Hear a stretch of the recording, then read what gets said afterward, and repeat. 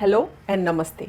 मैं डॉक्टर मालती पंचवाग हूँ और मैं बात कर रही हूँ आज centre of excellence for MVD surgery for trigeminal neuralgia and hemifacial spasm से।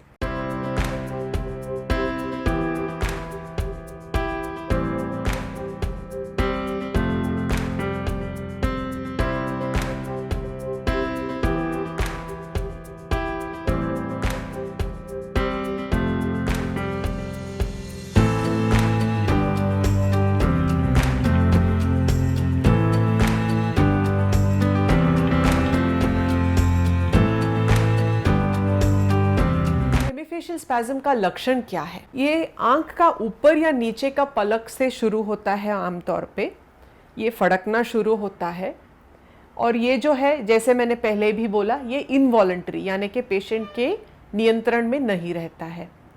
धीरे धीरे से जैसे दिन बढ़ते हैं, जैसे महीने आगे जाते हैं, तो ये आंख का फड़कना नीचे आके गाल को भी खींचने लगता है, नाक खींचने लगता है, ओंठ खींचने लगता है, फिर मुंह टेढ़ा हो सकता है और धीरे धीरे से ये गाल एक बाजू में बहुत खींच के रह सकता है और ये गले का भी जो स्नायु है या मांसपेशियां हैं वो भी ऊपर खींचने लगते हैं।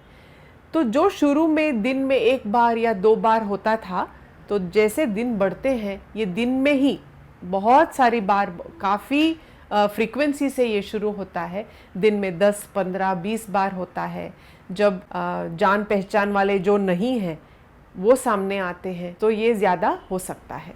चलिए अभी देखते हैं इन वीडियोस को जिसमें ये हेमीफेशियल स्पैज़म के अलग अलग स्टेजेस हमें देखने को मिलेगा।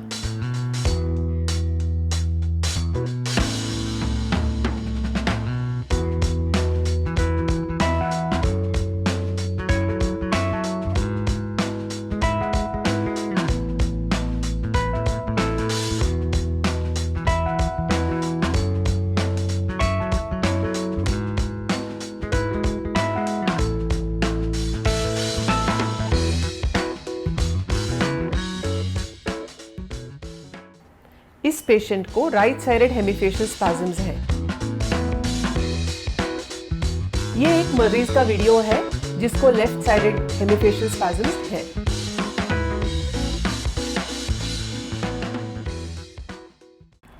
इस बीमारी के वजह से मरीज को काफ़ी असुविधाएं रहती हैं दिन में और शर्मिंदगी भी महसूस कर सकते हैं। रोज़मर्रा के जो एक्टिविटीज़ रहते हैं, जैसे मोबाइल देखना, कंप्यूटर देखना, पढ़ना न्यूज़पेपर, या ड्राइविंग करना, या रोड क्रॉस करना, या बुनाई कढ़ाई का काम करना, इन सब चीज़ों में काफ़ी दिक्कतें आ सकती हैं। जब ऐंठन बहुत बार होते रहता है दिन में, तो पेशेंट को चेहरे में थकावट महसूस हो सकता है।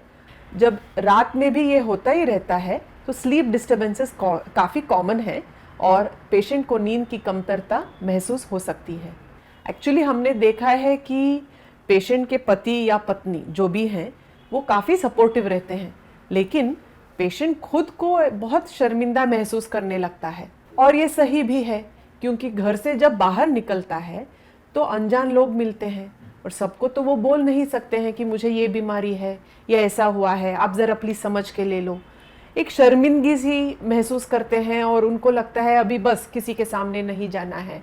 कोविड के टाइम में तो लोग मास्क पहन के काफ़ी आराम से सब उनकी ज़िंदगी चल रही थी, क्योंकि वो ढक सकते थे स्पैज़म को। धीरे धीरे बाहर जाना, घुल मिलना लोगों से, ये कम होते ही रह जाता है और टुवर्ड्स द एंड लोगों को ऐसा लगता है कि हम घर में ही बैठे और किसी से ना मिले, क्यों बाहर जाके लोग क्वेश्चन पूछेंगे, सब अटेंशन हमारे ऊपर ही आता है, तो हम कितना किस को बताएं और क्या क्या बताएं, सबको तो बोल नहीं सकते हैं। और भारत में कई एरियाज में लेफ्ट साइड का आंख फड़कना शुभ भी माना जाता है और लोग इसे सीरियसली नहीं लेते हैं फिर।